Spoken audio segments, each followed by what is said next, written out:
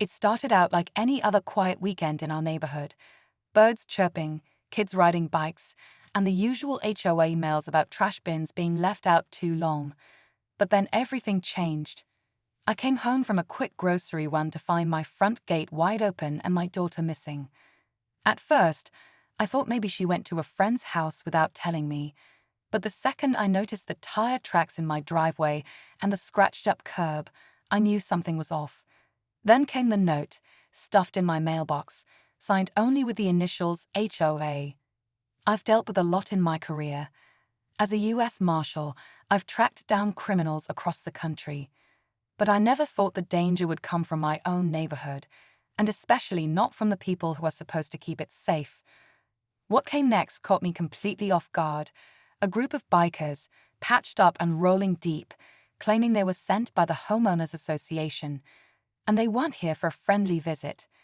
They made one big mistake, though. They thought I was just another quiet dad on the block. They had no idea who they were messing with, or how far I'd go to protect my little girl. What I did next changed everything. It started out like any other quiet weekend in our neighborhood. Birds chirping, kids riding bikes, and the usual HOA mails about trash bins being left out too long. But then everything changed. I came home from a quick grocery run to find my front gate wide open and my daughter missing. At first, I thought maybe she went to a friend's house without telling me. But the second I noticed the tire tracks in my driveway and the scratched-up curb, I knew something was off. Then came the note, stuffed in my mailbox, signed only with the initials HOA. I've dealt with a lot in my career.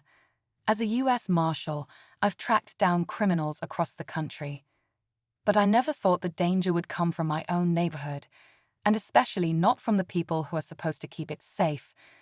What came next caught me completely off guard. A group of bikers, patched up and rolling deep, claiming they were sent by the Homeowners Association, and they weren't here for a friendly visit. They made one big mistake, though. They thought I was just another quiet dad on the block. They had no idea who they were messing with, or how far I'd go to protect my little girl. What I did next changed everything. I drove the neighborhood twice, looking for any sign of my daughter, any clue the bikers might have left behind. Nothing. Just the distant hum of lawnmowers and people pretending like everything was normal. But I could feel eyes on me, neighbors peeking through curtains, doors quietly closing as I passed. It wasn't just silence, it was secrecy. Like they knew something they weren't saying. That's when it hit me. This wasn't just some rogue group of bikers. This was organized, and the HOA was at the center of it. I started digging. It didn't take long before I found some things that didn't sit right. Financial records, shady property deals, and a so-called security partnership with a group that had no legal business operating in our community.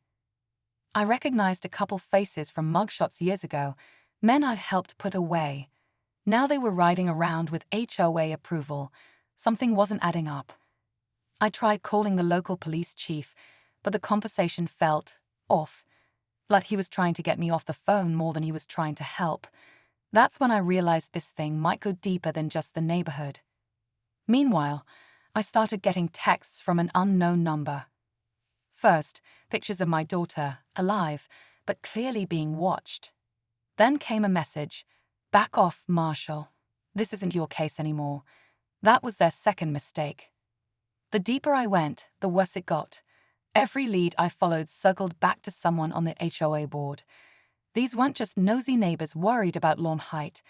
These were people running something way bigger than a housing association.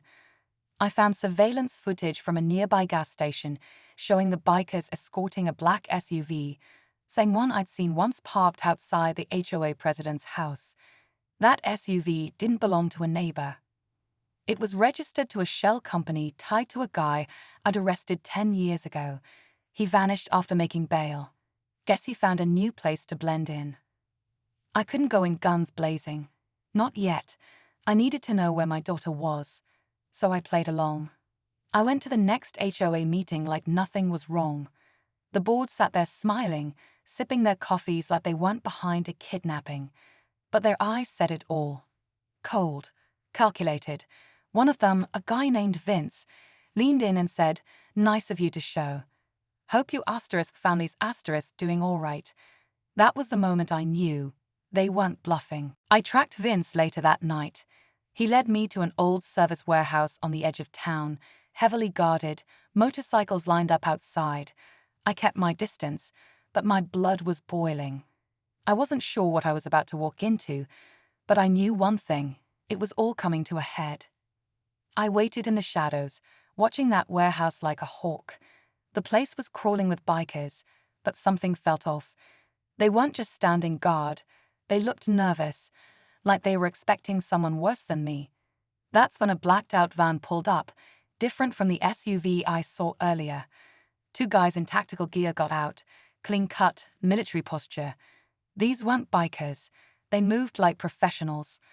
I snapped a photo and ran it through an old contact at the Marshal's Intel division. What came back hit me harder than I expected. The men weren't just hired muscle. They were former private contractors, guys who'd been discharged under suspicious circumstances. One of them had ties to an underground network I thought had been dismantled years ago. They were known for one thing: high-value disappearances, off the books, no traces. That changed everything. This wasn't about property lines or HOA fines anymore. Someone was using the HOA as a front for something much darker. My daughter wasn't just collateral, she was leverage. And then the twist I never saw coming. I spotted someone through the warehouse window. A woman, pacing, phone in hand. It was my ex-wife. I hadn't spoken to her in years. We'd ended things for good reason, and she was supposed to be overseas. What was she doing there? And why was she talking to Vince like they'd planned this together? The bottom dropped out. Now I wasn't just up against corrupt neighbors and hired guns. I was up against someone who knew everything about me, my habits, my weaknesses, and exactly how to hurt me. I couldn't wait any longer. I circled around the back of the warehouse, found a loose panel in the fence, and slipped through. Every step I took was calculated, quiet, my heart hammering like it knew what was coming before I did. I moved between the shadows, got eyes on a stairwell inside. That's when I saw her, my daughter, tied to a chair, unharmed but scared. Two guards stood near her, distracted, laughing about something. I only had one shot. In a blur, I moved in, took down the first guy clean, used him to silence the second. I untied my daughter, whispered to her to stay close. She hugged me tight but didn't cry. She's strong like her mom. I asked her if she saw who brought her in. She looked me dead in the eye and said, "Mom told them not to hurt me." That stopped me cold. I didn't have time to process it. The building shook. Someone had triggered an alarm. Doors slammed shut. Vince's voice echoed through the warehouse, calling for a lockdown. We moved fast, ducking between crates and stacks of supplies. We were nearly out when I came face to face with my ex-wife. No fear in her eyes, just something colder. She said, "You always had to be the hero, but you don't understand what this is really about." Before I could answer, a gunshot rang out from behind her. Vince dropped to the floor. She turned in shock, and standing behind her was one of the bikers. The same guy I thought was just muscle. He nodded at me and said, "We didn't sign up for this. We were told this was about land disputes, not hurting kids." That was the final twist. Some of the crew had no idea how deep this operation went. They'd been lied to too. We walked out together, sirens already in the distance. The HOA was exposed. The shell companies, the private contractors, all of it. My ex-wife was taken into custody.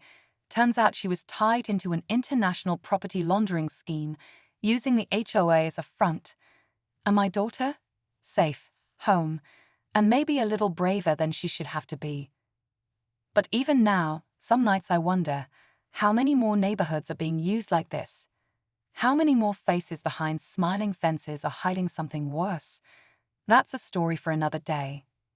After everything settled, the neighborhood looked the same on the outside, but nothing felt the same. The HOA board was disbanded, several members arrested, and the investigation spread wider than anyone expected.